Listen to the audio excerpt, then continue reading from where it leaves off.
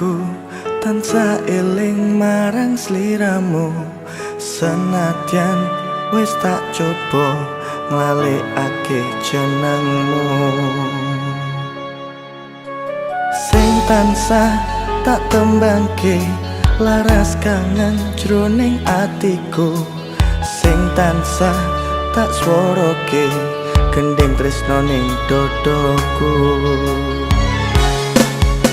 Opo pancen kudu tak lilo mergo ora bisa nduweni tresno sliramu.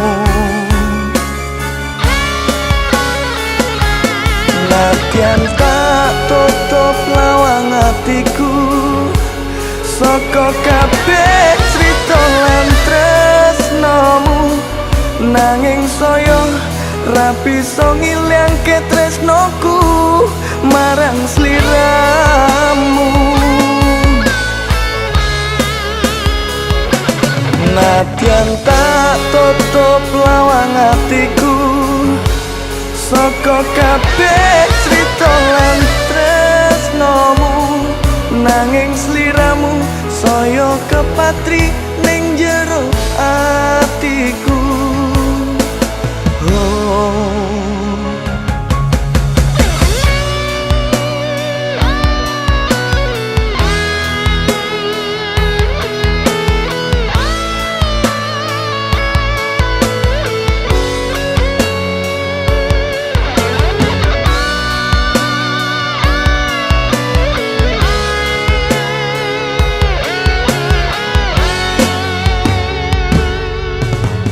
Ngambara ning anganku tansah eling marang sliramu. Senadyan wis tak coba nglalekake jenengmu, sing tansah tak tembangke laras kangen jroning atiku, sing tansah tak sworoke gending tresno ning dodoku. Opo pancen kudu tak lilo mergo ora bisa nduweni tresno sliramu.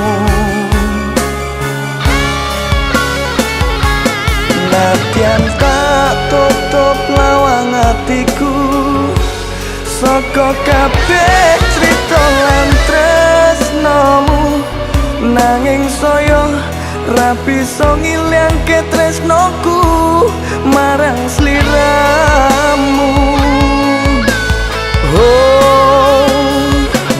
Nadyan tak tutup lawang atiku saka kabeh crita lan tresnomu, nanging sliramu saya kepatri ning jero atiku.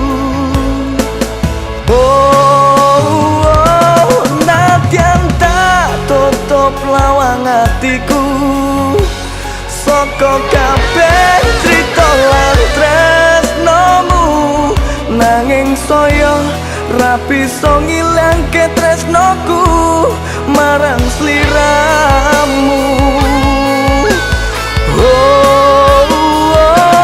Nadyan tak tutup lawang atiku saka kabeh crita lan tresnomu, nanging sliramu saya kepatri ning jero atiku.